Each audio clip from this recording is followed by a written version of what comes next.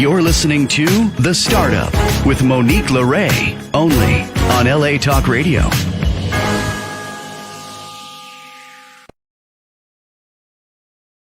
How's it going, Los Angeles? This is The Startup with Monique LeRae. I'm Monique LeRae. Thank you for tuning in this Sunday. It's a beautiful day in Laguna. I'm really excited. We've got some amazing guests. We're just, really looking to diversify our guests on this show and broaden our viewership and learn more about different entrepreneurs in the world. So I'm really excited today, but I want to say give a shout out to La Casa del Camino and Commodore Restaurant here in Laguna Beach. Thank you for a fabulous drag brunch with Amber Crane, Matt Sarafa.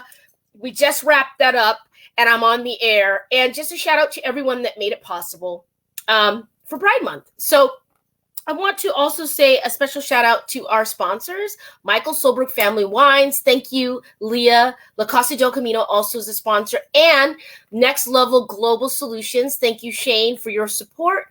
And without further ado, I'd like to bring on my first guest today. Rob, how's it going? Just fine, thank you. Welcome to LA Talk Radio and The Startup. And why don't you go ahead and introduce yourself and tell the listeners and viewers who you are? Sure. My name is Rob Doctors. I have a checkered background of sorts. I was a professor at Yale for a couple of years. I was a professor at National University of Singapore. I was a senior partner at Ernst & Young for many years. Partner also at some other firms. I led the Boston Consulting Group pricing practice in Southeast Asia. And recently I've written a book. Yes, dun, dun, dun, dun. Hold that up real high for everybody to see. Beautiful. Right. Yes, the lady on the cover is not me. In any event, the book came about because I was having breakfast actually with a lady who was CEO of a multi-$100 million corporation, maybe a billion or two. And she made an offhand remark, which was, she said, there's a lot of cheating going on in the world. And I feel like sometimes I've been taken, but I don't even know exactly how that happened or when it happened. So it struck me that was really interesting. Here we have a super smart woman, super sophisticated, and she's not sure when she's being taken by greed. So that prompted me to think about it. So one of the first things we did was I have a co-author. He's not here.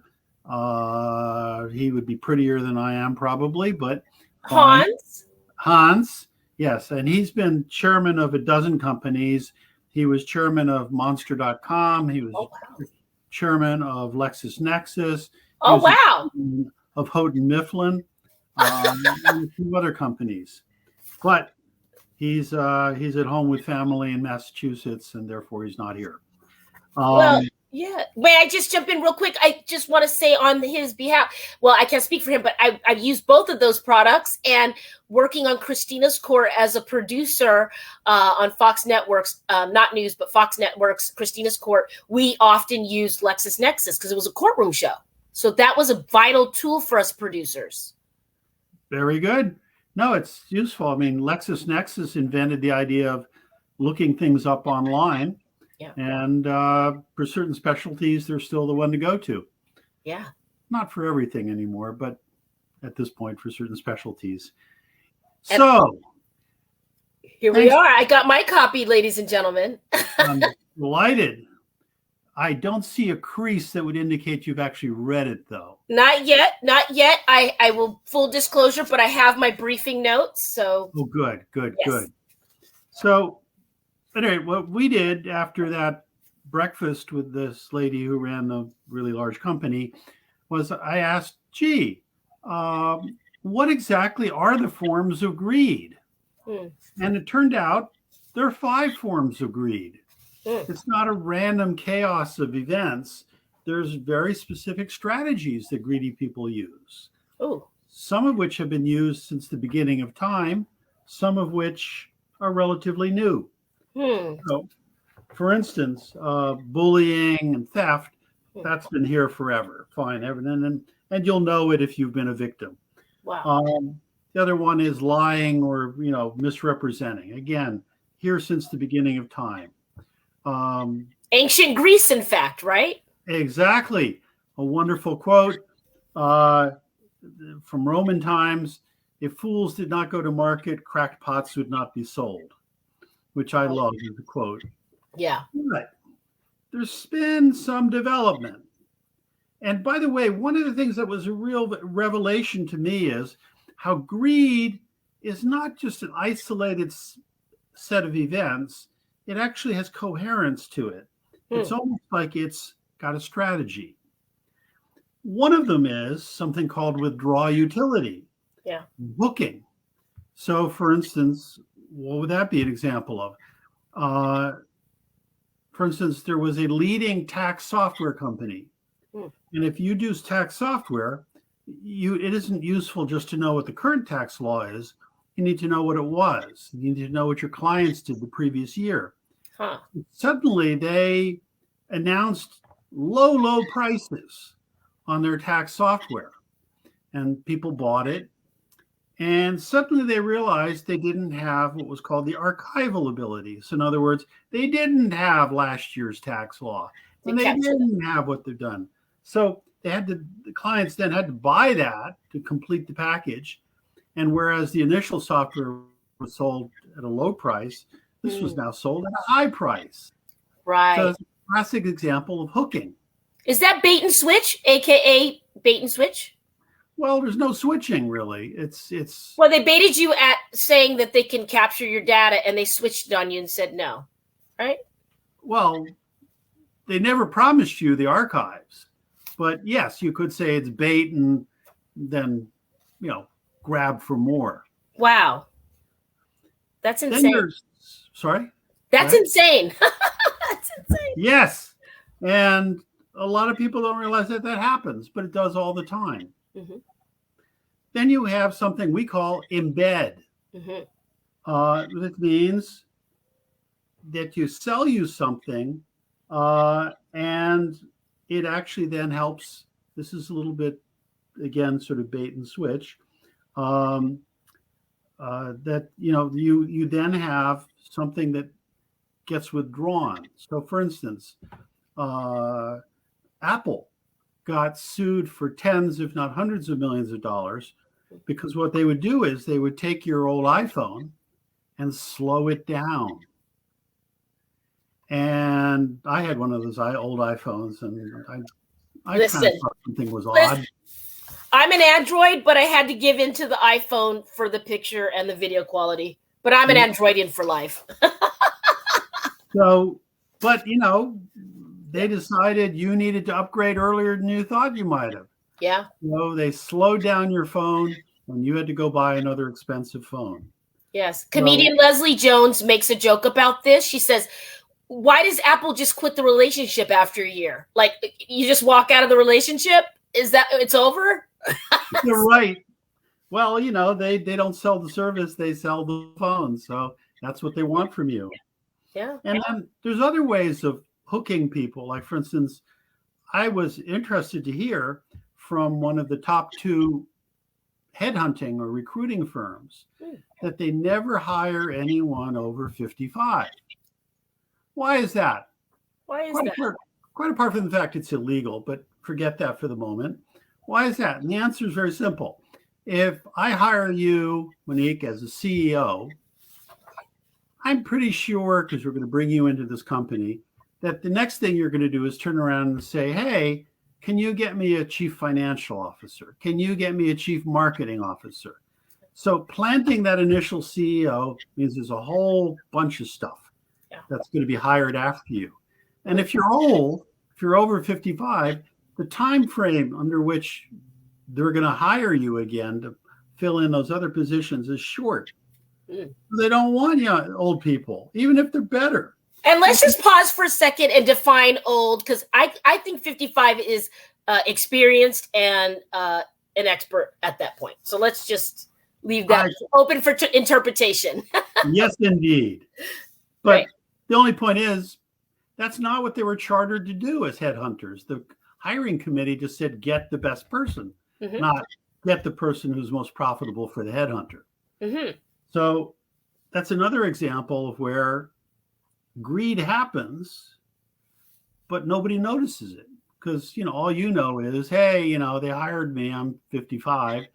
And the fact that they passed over somebody who was better who was 65, you don't know it. Right. Finally, there's something called seizing the language. And what I mean by that is, for instance, a good example is suntan lotion. What happened was that the suntan lotion companies all patented their ingredients. And then a few years later, with some lobbying, the FDA said, oh, those, turns out, 5 ingredients are the only things we will allow anyone to call suntan lotion. Never mind the fact that in Europe, there's 22 ingredients that are considered useful. Yeah. So what the suntan lotion companies have done is they put a lock on the customer. And if you walk into a store, notice how there's a rack that has different suntanning products. And the ones that say suntan lotion will be more expensive than the ones that don't. Wow. Because they've got a monopoly on the name, not on the product, but on the name. Wow. So what that tells you is greed is not stupid. Greed is clever. They have developed 5 strategies. They're probably over time, if we had this interview in 10 years, probably there'll be 6. But in any event, the point is, it's not just one thing that happens. Right. And you know what? Greed is also, it evolves, and it seems like it's on purpose, intentional. But I really want to ask you this. Why are some groups repeatedly victimized by greed and unethical behavior in your experience, Rob, in your research? Well, greed is like any predator. It victimizes the weak. So greed is looking for groups that can't fight back, looking for easy victims.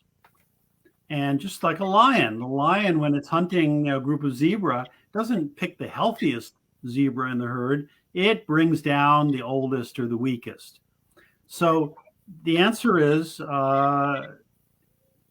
greed has picked, for instance, inordinately women.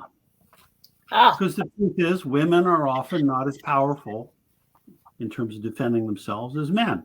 It has often also does pack hunting. Yeah. So it's like Harvey Weinstein. Harvey Weinstein. Yes, we know very well who he is. But he didn't do it alone. He had a network of people. Of course. Can't do all that alone. Yeah, exactly. So again, just like predators in the wild, greed operates as a pack. And so speaking of which, to my next point, my next question, and we're going to close it out here, but how can we protect ourselves from greed? And the first step is obviously to get Rob Doctor's new book, Ethics and Hidden Greed. Where can people pick this up, Rob? Anywhere. You can walk into your local bookstore, order it. Probably may not have it on the shelf, but they can easily order it. Amazon, Barnes & Noble, you name it. So it's available. That's step 1. Grab yourself a copy. I've got to crack this open. I'll be transparent. I'm working on my MBA, so I've got a lot of good books to get into, and this is on my top deck here. And where else can we reach you, Rob? Where can people connect with you on social media and reach out to you if they want to talk?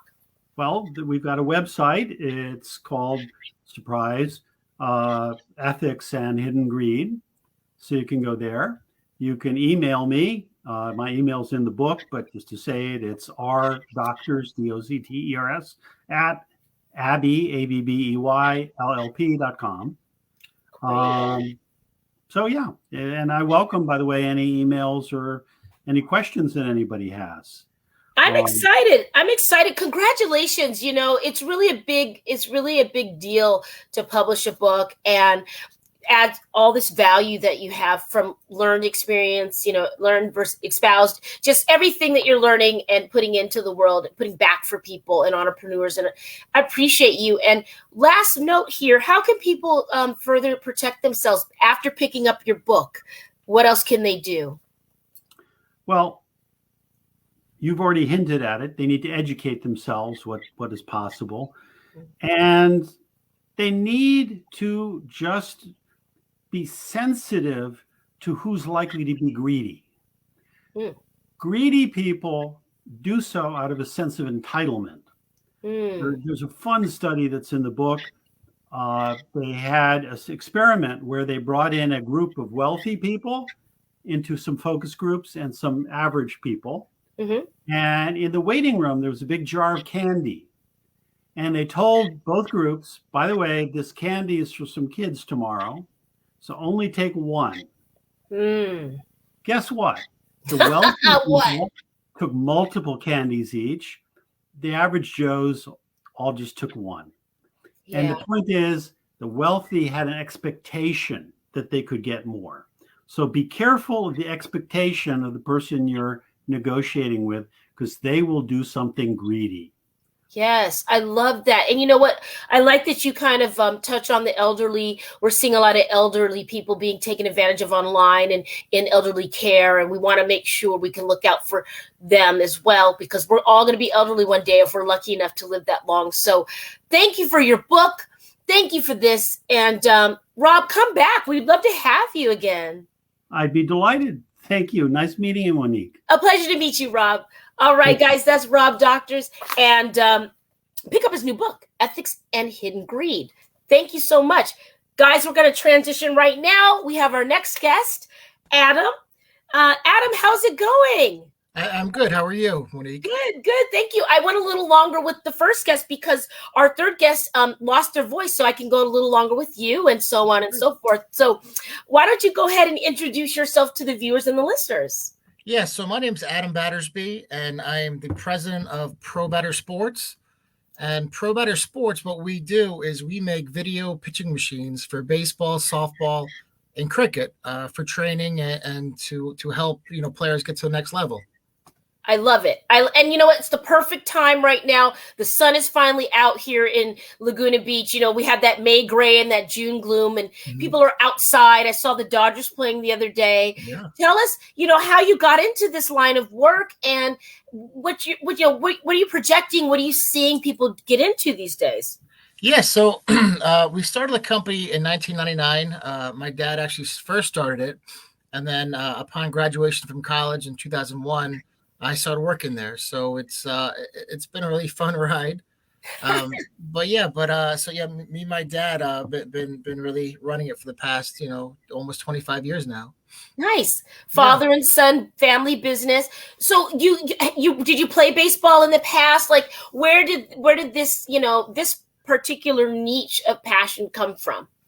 Yeah, so I did play in the past. I only got as far as high school. Okay. And what really started it was when I was growing up, I had a batting cage in my backyard, which is a generic 2-wheel pitching machine. So with those, what's coming, and it's kind of hard to time the ball because sometimes the ball doesn't go smoothly into the wheels. And every time you switch pitches, like from a fastball to a curveball, you got to adjust the dials and then tilt the machine and test the pitches, and what's coming. So you can't really learn how to hit the different pitches. So what we did, we took it a step further and developed a 3-wheel pitching machine. So it has more realistic breaks and curves, and it comes with a big color touchscreen, allowing you to pick any pitch you want, any one of 10 different pitches, any speed from 40 to 100 miles an hour, and to any location. So the batter doesn't really know what's coming all the time. So he has to learn how to hit the pitch and really learn how to to hit the breaking pitches, which is they're hard to hit sometimes. That's really actually innovative and smart. If someone is looking to kind of turn the standard on its neck, like it sounds like you've done in this industry, what can they expect to bump up against? It sounds like you're innovative, and I know that you probably didn't get it, pun intended, hit it out of the park the first time. Yeah. What can people expect when they're looking to kind of be innovative in this way? Well, you really have to think outside the box. A lot of people do a lot of different things, so you have to come up with an idea that people haven't done, or if they have done it, they haven't done it, fully, or there's ways to improve on it. And also, you got to be, you got to be cautious that people are going to come in and try to knock you off as well. So you have to make sure you have a lot of patent protection and just make sure it's covered. And always you got to look to the next step as well, because if someone tries to copy you, you have to think of new ideas to improve it to make it better and better. Right. Trademarking, copywriting, staying up Exactly. for the next thing. So right now, if you are if you're someone that is playing in the league or looking to get, your game up, give me your dream client. Who's going to buy your product today and then in the next 5 to 10 years? Who are you looking to market to? Yeah, so we sell to anywhere from little leaguers to the major leaguers, really. We sold about 25 machines to professional baseball, both the major league and minor league level. We sold a lot of machines to players for their homes or local batting cages. But really, the commercial training center or batting cage is our biggest market, where people can charge for the time, against our machines. I love it. I love that. I'm getting they didn't pay me to give them a shout out, but I'm getting a flash from like Top Golf in my head. Top Golf vibes, but in baseball cages, right? Yeah. So a lot of entertainment facilities will buy our machine too, just to have a fun night, try to hit the ball and just, have some fun against it. And I love this. We also do a lot of home installations as well, and private installations. So people with, larger houses will put it in their basement for their kids to use, or if they have friends over, they could always, hit it and have some fun. And so it's a cool machine.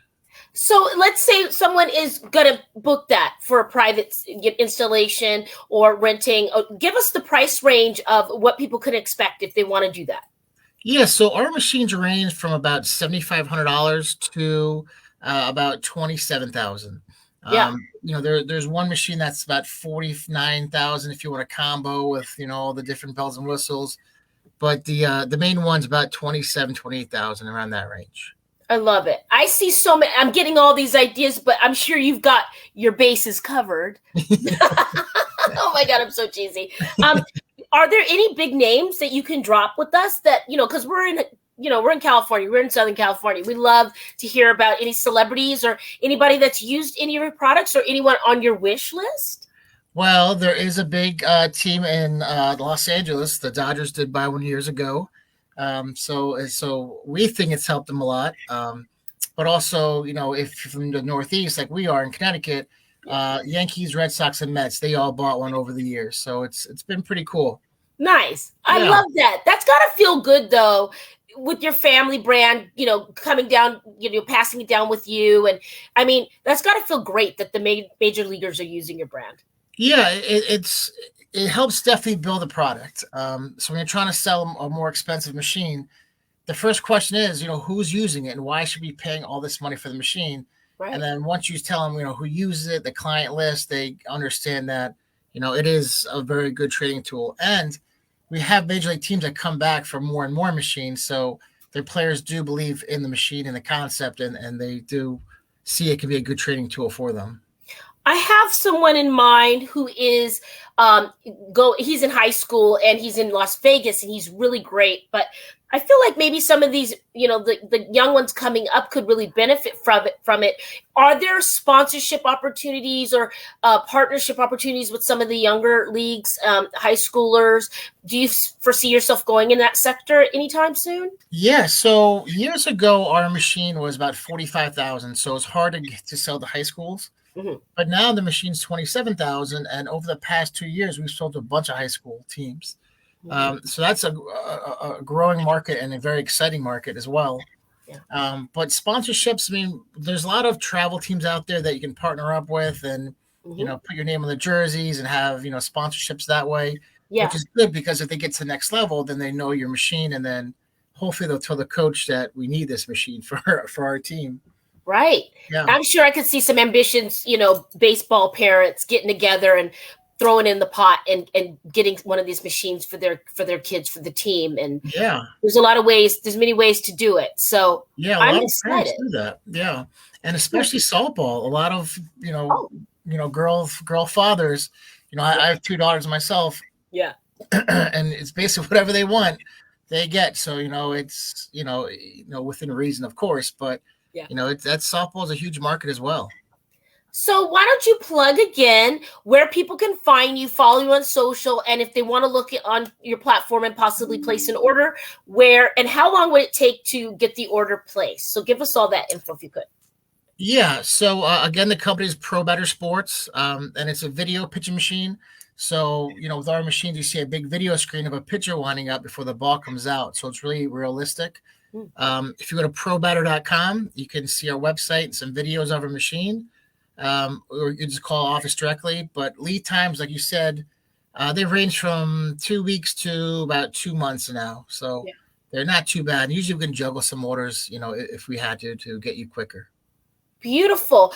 Thank you for being here, Adam. I'm excited. Thanks for making the league and everybody better. I mean, you're keeping the sport interesting. And I know we have the ESPYs coming up here soon in about a week or two. Couple weeks, so I'm sure you've got some players that have used your equipment there. So yeah, I'm sure. Yeah. Well, love to have you back, and thank you again. Keep your eyes out. There's some talent out here on the West Coast. I'm sure it's California is huge for baseball. Yeah, there's some great players out that way.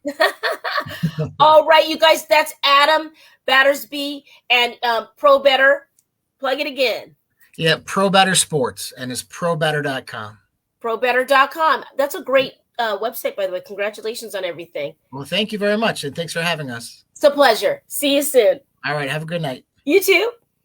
All right, guys, if you're into baseball, if you want to get your game up, if you're into softball, check out probetter.com. Adam Battersby. Sounds like they got some great equipment. And Sam, you're going to text me and let me know if the next guest is on their way in through the doors. While Sam is doing that, I want to make sure you guys are following us on Instagram at The Startup with Monique LeRae. It's right here on Instagram. Follow LA Talk Radio as well, at LA Talk Radio. I think we're up, like Sam said last week, over 12.5 thousand on Facebook, which is awesome. So we want to get those numbers up across the board. On all socials. And let's give a shout out to Carolyn Haler from Mightylicious. She sent me these cookies, you guys. Oh my God. Amazing. She lost her voice today, so she'll be on, but we're going to try it live. I'm going to cheat a little because I've been wanting to try these cookies. I've never had a sweet tooth before, but as I change my diet a little bit, I'm liking sweets a little bit more. Let's just cut right to it. All right, this is the Grandma Allen's oat milk cookies. Oat milk coconut. Oh my God, it sounds good. Sam, I should send you some of these. Do you like cookies, Sam? Shout out to Sam, working on the weekend with me. Yes. Sam, I might have to send you these brown butter. Oh my God, Sam. Let's see. Oh man. Those are pretty Mightylicious. I'm eating the crumbs, you guys. They're so good. And you know what? These cookies are gluten-free. I know a lot of people are going gluten-free, and they're vegan.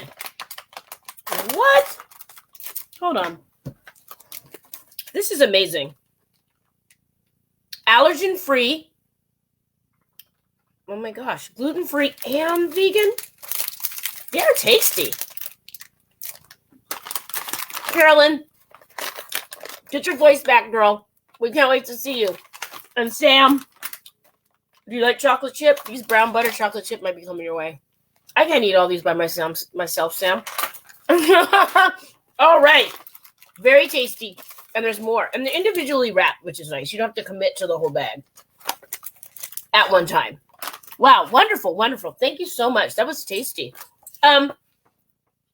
Guys, I want to also give a shout out. Let's see, because we've got a lot of stuff coming up, but let me catch you guys up here. So the ESPYs event got pushed. We're going to do that. We're going to do that for the Emmys week in the fall. shout out to the Harris brothers. With this writer strike and everything going on, we're kind of maneuvering, even though it's a sports-centric event. One thing affects the other in LA and Hollywood. So hang tight with us. If you had a booth and a swag bag placement, we're going to put you at the Emmys. Hopefully the Writers Guild strike will be over by then. Get these people back to work, hardworking writers. I'm sure you miss your late night shows and your talk shows. I know I do. So the writers make that happen. Even though I'm an unscripted reality TV documentary producer, I respect the heck out of writers, and we need them. So that content, is important. So shout out to everyone doing that. I hope you guys find a resolution soon and everyone can get back to work. But it's summertime, so we're going to, hunker down and work on some other things. So yeah, if you are a brand, a startup, a medium size, if you're, scaling up and you command celebrity attention or high influencer attention, we'd love to have you at the gifting suite this fall in celebration of the Emmys. We're not with the actual Academy. This is an independent company that does brand placement, and they have connections with talent agents and PR agents that send their talent to the event. So if you're up and around LA, this one will be in Beverly Hills. It's a lead up event. So it's great. So that's what we're looking to do in the fall. So hang tight with us and we'll get to that. Yeah, so the SBC is on hold. What else? Okay. We also have F Cancer, which is going to be in the fall. Shout out to Lainey. We'll give you an update on that. Oh, great. Jack is here. Let's bring Jack in. Hello, Jack. Hello, how are you doing? I'm good. How are you? I'm doing well, Monique. Good afternoon on Sunday. I know, right? I've got people working on a Sunday. Listen, Jack, why don't you introduce yourself and tell our viewers and listeners who you are? Absolutely. My name is Jack Flaherty, and I am the author and founder of The Decision Switch. It's a book that I wrote based on the 7 principles for successful decision-making, and they're all proven concepts that I cultivated over the course of my career, and actually I've used with my teams, my clients for years. But seeing a broader need, I decided to put it on paper and to share it with the world. I love that. Anytime we can add value, as entrepreneurs and business people, you're just paying it forward. And I think it's beautiful what you're doing. And I want you guys to know Jack's book isn't out yet. It's coming out July 11th. So you're getting a sneak peek, if you will, with him speaking with us on this Sunday. So Jack, give us a little bit more about your business background and how we got to here. Sure, absolutely. I've got about 20 plus years experience working in consulting, specifically in risk management and technology. 15 of those were with the Big Four, with both Deloitte and PwC. And then working with a number of startups in the bleeding edge technology space, as well as some billion-dollar tech companies as well. And throughout the course of that, what I found is that the root cause for so many projects and companies that do fail is just a poor decision. And it's something that's a risk to us as individuals, entrepreneurs, and just business people in general, that a single decision can make or break your success or create failure. And so that's why it's so critical that we think thoughtfully through this and we adopt a process. Right. So the decision switch, are you deciding, without giving away all the tea on the book, because of course we want you to pre-sell and get your pre-sale orders if they can, or just buy that on July 11th. But sure. Are you are we looking to take the concept of decision-making skills and flip it on its head, meaning like slowing down that process, taking a beat, examining how you get to that decision, or adding some more assets for the entrepreneur to draw from when making a decision, or something else? Great question. Thank you. No worries. Actually, I took a step back, and in my research and thinking through even coming up with the concept of writing a book, one of the things I discovered is that, even through my own trials and tribulations, we're never really taught how to make a decision. I mean, whether in your childhood, you're reprimanded for making poor decisions, all the way through schooling, it's not really until you get into the business world, where you have a mentor or you actually have, experience on the job, where you learn a lot of these, concepts that I, outline in the book. as well as, like, quite frankly, tell my own stories, showing where I've succeeded, but as well as, stories about other organizations as well. And so they're just foundational concepts about, do you really know, what decisions, you have at hand, and what role do you play and how to collaborate. And one of the biggest things that I really try to push throughout the book is the whole notion of empathy, because I think, so many of the books that I've read and researched really focus on kind of the clinical psychology of this, about what's happening, inside ourselves. But I think we need to think broader. What's the impact of our decisions, and how do we make that as positive as possible? Because sometimes we really have to make tough decisions. And so I think if we have a thoughtful process, that's the whole notion of the framework I've created.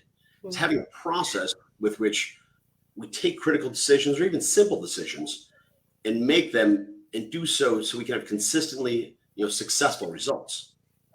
I love it. And I think what I'm hearing you say is that you take a beat, even in that chaos sometimes that is entrepreneur and startup ship.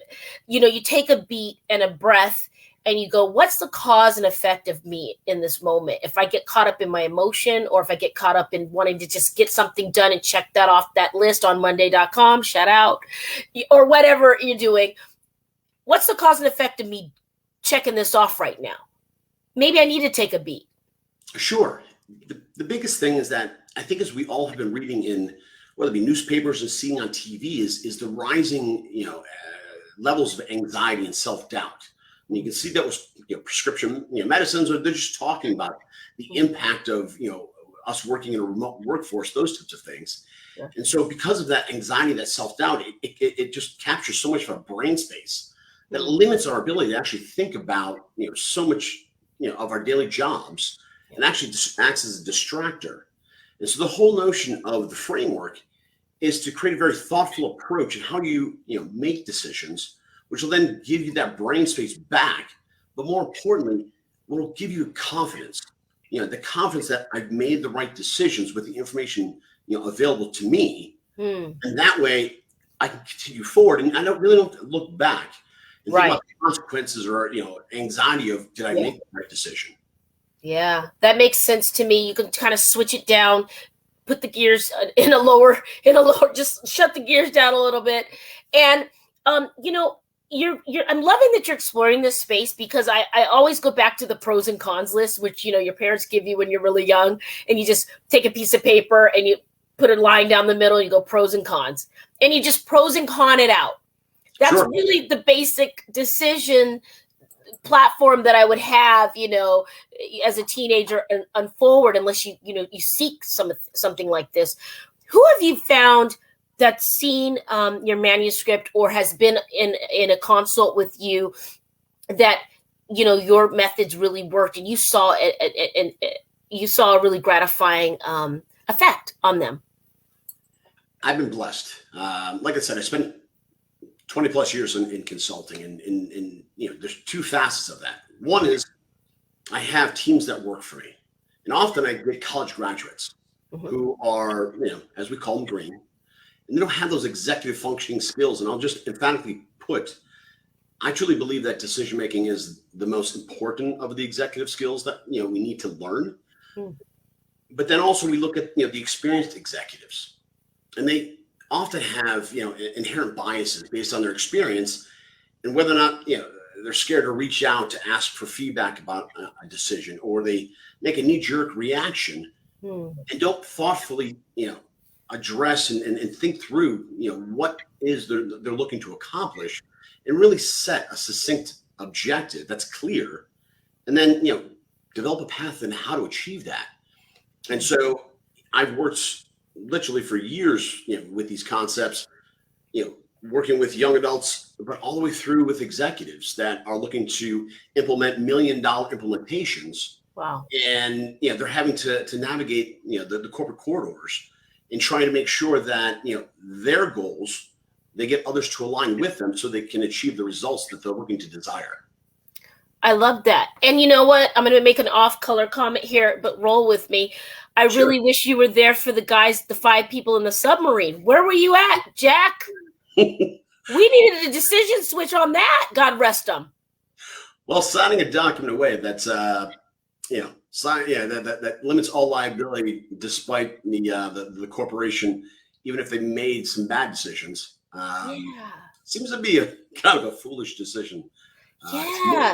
But going further beyond that, it's even the notion of the organization that was that operated that discovery, and how they were thinking through that, because I found a lot of times, whether it be technology or manufacturing organizations, they're in such a rush to get to market that they overlook risks. They overlook so many critical things because of this public perception of meeting dates and throwing safety out the window.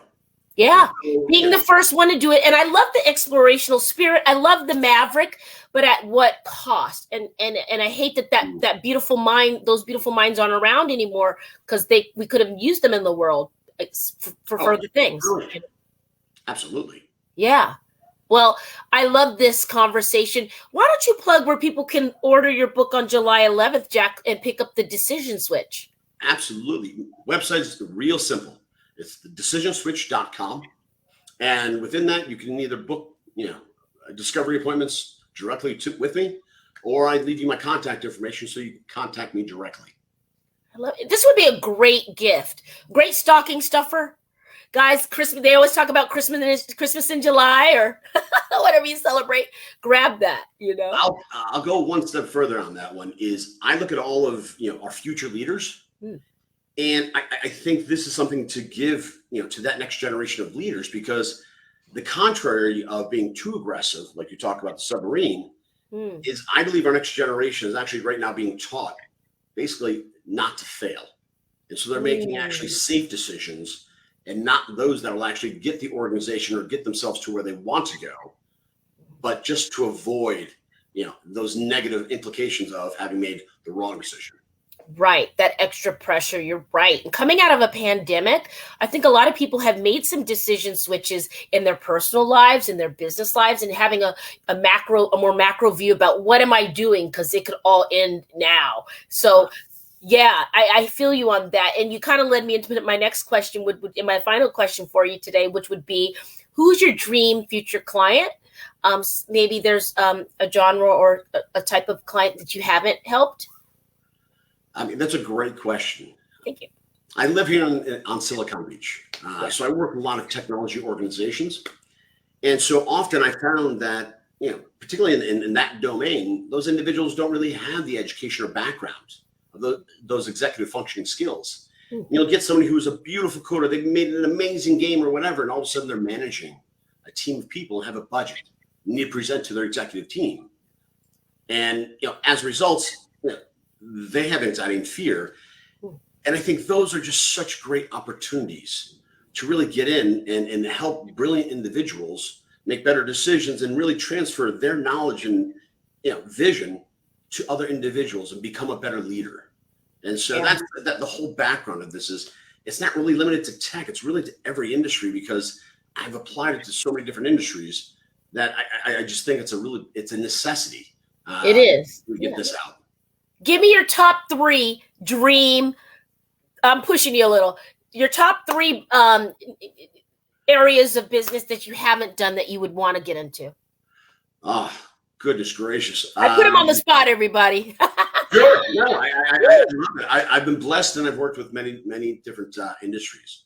But I think those that are really pushing the boundaries, the bleeding edge, are ones that I personally have experienced with and had some heartbreaking losses and some unbelievable gains. But then I think on the other side of the pendulum are those slow growth, whether it be those healthcare organizations that are trying to evolve and really support today's customer in utilizing the technologies and such that provide either better patient service or client service. So I think it spans both ends of the spectrum. And I think both are exciting, because when you see that light bulb pop above their, above their head, I love that. Same. I love that. And that's why just connecting those dots for people. I love that. Plug your book one more time, where Can we pre-order it, by the way, or what can we do? You can absolutely pre-order.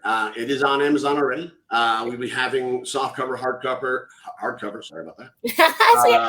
Ebooks as well as an audiobook. But it's thedecisionswitch.com, available on Amazon, and then we'll be going out broader from there. I love it, Jack. And you said you're in Silicon Beach, right? Correct. We'll have to do a coffee there. I don't know if you know, but I have Silicon Beach Coffee Company. Oh, I love it. So I need to have a coffee with you. Have you done coffee yet?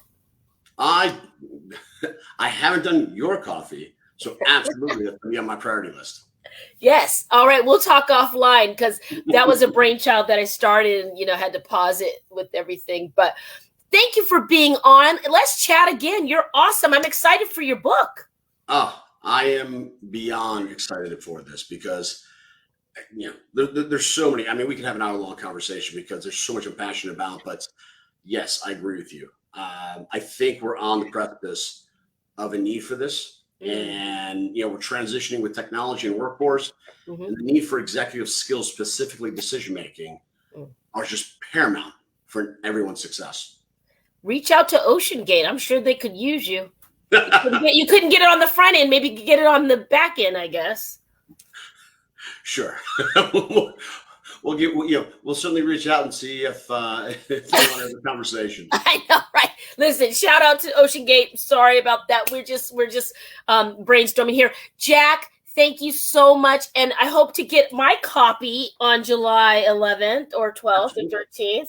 Okay. Sure. All right, my dear. Well, thank you for sharing your Sunday with us, and congratulations. Have an amazing Sunday. Thank you very much. The You're Decision welcome. Switch. Yes, you too. All right, you guys. That was Jack Flattery and The Decision Switch. Coming out July 11th. I think you can pre-order on Amazon, like you said. Thank you again for being here. Guys, that's it for today. I think we have a full show next week, July 2nd, even though that's right before 4th of July. If you're not following me on Instagram, give me a shout out at the Startup with Monique LeRae or at LA Talk Radio, or you can just be on my personal Instagram, was at Monique LeRae Stinson. That's at MoniqueLoreStinson. Thank you, everyone that came out for 4th of July is a drag, pun intended. Shout out to the Amber Crane and Matt Sarafa, Commodore Restaurant, La Casa del Camino in Laguna Beach. Everybody, thank you for supporting the event. And Sam, I'm sending you cookies. Shout out to My Delicious. Get your voice back, girlfriend, so we can have you on. And I'm excited to catch you guys up with the film, but we'll have a big announcement soon. We're going to do something with the Pandemic Project. Hey, follow us on there at the Pandemic Project documentary, at the Pandemic Film, and at the Endemic Project. We have one more trip in August to South Africa for the Endemic Project, and then we're completely done. It took a little time to finish these things, but I'm pretty proud of what we've achieved. Also, we've got some exciting projects coming up, some other things that I can't talk about today, but they're coming down the pike, and I think you guys are going to really, like it. So just hang tight. But if you're following me on at Monique LeRae Stinson or at the Startup with Monique LeRae, or even at Cap Aquarius Media, and that's CAP Aquarius Media, I have updates. So that's really exciting. I'm excited for all these entrepreneurs. Thank you so much today, Rob, doctors. Thank you, Adam. Thank you, Jack. I love it. We covered a lot of things. We covered baseball. We covered a new book about decision-making and what you're using to do that. And then we covered with Rob Doctors a lot of great things in his new book, Ethics and Greed. I learned a lot today in this hour. I hope you guys did too. If you haven't already, at Michael Solberg Family Wines, tell Leah I sent you. That's www.michaelsolbergfamilywines. And it pairs well with the glass. They've got 4 varietals: Chardonnay, Cab Sauv, Merlot, and Rosé. So get your bottles of wine for summer. And at La Costa del Camino if you're wanting to come to the beach in Laguna Beach and have a staycation. Tell Felton I said hi and that we sent you there. Of course, Shane at Global, it's Global Solutions. What is it? It's Next Level Global Solutions. And he's got some amazing ways to build wealth and inclusivity. So shout him out on Instagram at Next Level Global Solutions. What will you start up today? See you next week.